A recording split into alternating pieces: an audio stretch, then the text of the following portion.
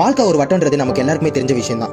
ஆனா அந்த வட்டம் நம்ம வாழ்க்கையில சுத்தும் போது தான் தெரியும் அதோட உணர்வு என்னன்னு. இந்த மனுஷன் எல்லாருக்குமே தெரியும். இப்போ இந்தியா வேர்ல்டு கப் வின் பண்ணதுக்கு ஒன் ஆஃப் த முக்கியமான ரீசன் இவரை சொல்லலாம். இப்போ இவரை எல்லாருமே புகழ்ந்து தள்ளிட்டு இருக்காங்க. ஆனா இவரை 2 மாசத்துக்கு முன்னாடி இதே இவங்க அவ்வளோ கேவலமா பேசினாங்க. வான்கடை மைதானத்துல நாயை கம்பேர் பண்ணி அசிங்கப்படுத்தினாங்க.